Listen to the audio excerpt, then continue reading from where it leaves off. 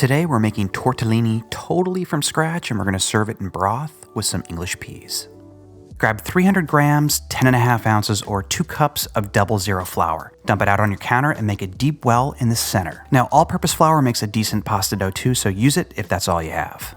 Okay, pour in a mixture of 2 whole eggs and 5 yolks. Now, increasing the ratio of yolks give the dough a more delicate and rich flavor, but you could just use 3 whole eggs instead. Now, add a 1/4 teaspoon or about 1 gram of fine sea salt, along with 1 teaspoon or about 3 grams of extra virgin olive oil.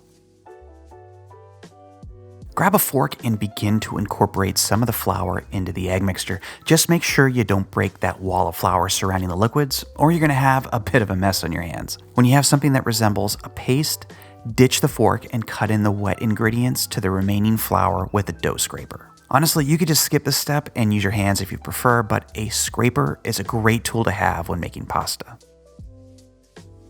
After a few minutes of pressing and working the wet and dry ingredients together, the dough is going to be kind of shaggy. You'll have some stuck to your work surface, so use a scraper or something with a flat edge to loosen it, then work those bits into the dough.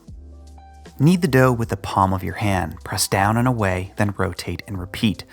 Do this for a few minutes, then give the counter one last scrape, and instead of incorporating this stuff, just toss it. It's way too dry and it'll ruin your dough. Now, continue kneading for another 3 or 4 minutes, or until the pasta dough takes on a silky, smooth texture.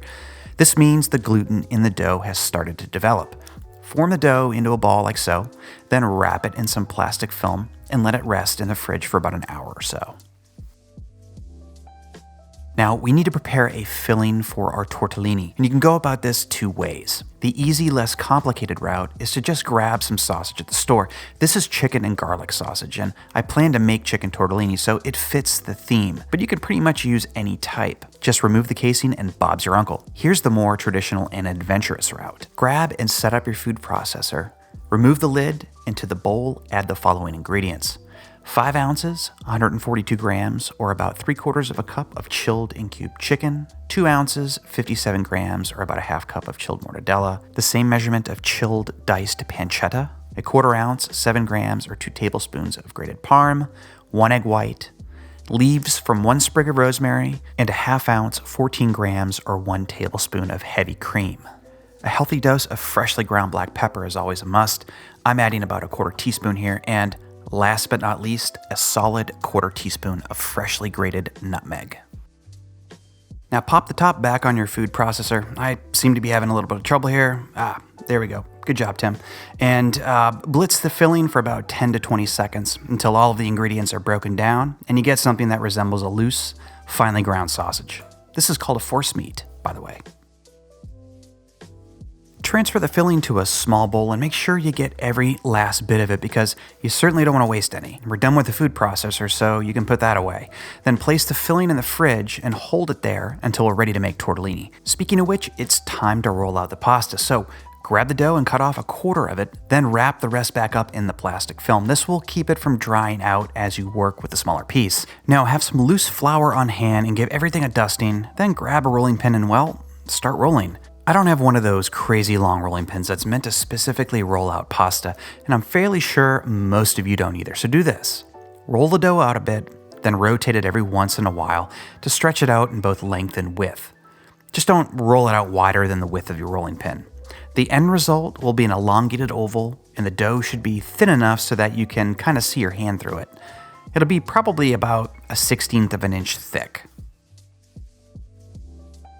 Another option, and the one that I almost always go to, is using a pasta roller. This requires less elbow grease and speeds up the process quite a bit. So dial your rollers to the widest setting and start feeding your piece of dough through the machine. Just remember to flatten it out with a rolling pin before the first pass. Now, after you've run the dough through the first and second settings, fold it into thirds, give it a quick hit with the rolling pin, and start it all over again. Do this a few times, and then run the pasta sheet through the rest of the settings until you reach the second from last. This is typically number 7 on most machines. When you're done, the sheet should be the same width as the rollers.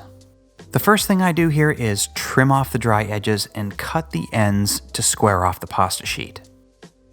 Next, make 2 straight cuts from one end to the other, leaving you with 3 strips of pasta that are even in width. Now make perpendicular cuts to form evenly shaped squares about 2.5 to 3 centimeters in width. Add small amounts of filling, a little less than a half teaspoon's worth, to the center of each pasta square.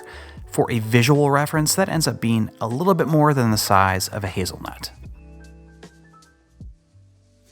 Lightly spray the pasta with some water. Now, this will make the surface of the dough tackier so it seals better when forming the tortellini. Hold the pasta so it's shaped like a diamond, then fold the bottom point up to the top to form a triangle. Press the left and right edges firmly to thin the dough and seal the filling. Now fold the top point in toward you, then wrap the two bottom corners around your index finger so they overlap each other. And finally, pinch the dough together to firmly thin and form the tortellino. Again, for good measure, bring the bottom point up to meet the top point, then firmly pinch the left and right edges to form a triangle. Fold the top point in toward you, then wrap the bottom points around your finger and pinch again to form a tortellino. Now that all the dough is used up, it's time to cook these little guys. So bring some chicken broth up to a boil and drop in your tortellini. For this recipe, 1/4 broth works pretty well. Add the English peas and simmer everything for about 3 to 4 minutes or until the tortellini are cooked through, but the dough still has a little bit of a bite to it. Oh yeah, and don't forget to check the seasoning of your broth before serving. Now, ladle the tortellini, broth, and English peas into a bowl. You can go family style or individual servings here. Just remember to offer some freshly grated Parmesan cheese to those who can't go without it, like myself. Thanks for watching. Don't forget to subscribe, and I'll catch you next time.